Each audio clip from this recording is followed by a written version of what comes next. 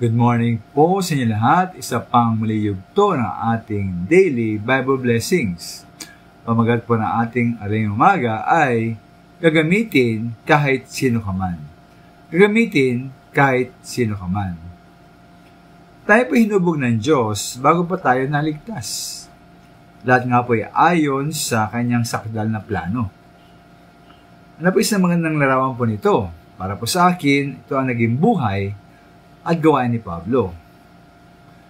Maring tayo magtaka kung paano kabilis si Pablo ay nagamit ng Panginoon sa kanyang gawain matapos siya maengkwentro ang ating Panginoon sa mga Gawa, Kapitulo 9. Matapos si Pablo ay muli nakakita, nagbabautismo, kumain at nagbalik ang kanyang lakas, ay sa verse 20, pumasok siya sa mga sinagoga at nangaral na si Jesus ang anak ng Diyos.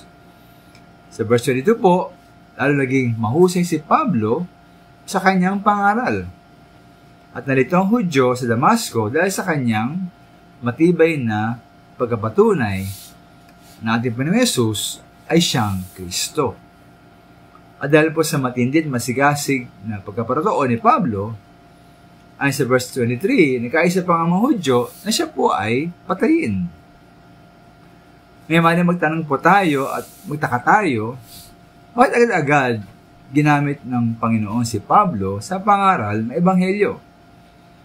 At agad siyang naging masigasig.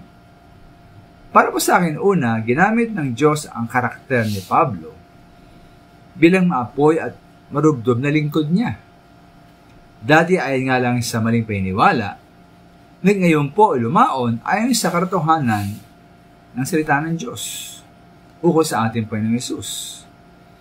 Ikalawa po, ginamit din ng Diyos ang naipong kaalaman ni Pablo ukol sa matanandipan at Judaismo bilang pundasyon ng pangaral at pagbabahagi ng katotohanan ukol sa ating Panginoong Hesus. Ay bandaan ng mga minamahal, daan natin ayon sa mga Gawa 22:3 ay buong higpit na turuan ni Gamaliel si Pablo o sa kautusan.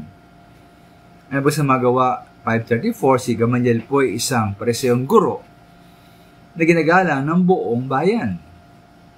Kaya po ating masabi na dati ng maraming kaalaman si Pablo o sa kautusan at salita ng Diyos. Minamahal, alam po natin, noon pa tayo nuhubog na ng Diyos para sa kanyang gawain. Dapat tayong paggamit ay sa kanyang paghahanda sa atin. Maraming salamat po.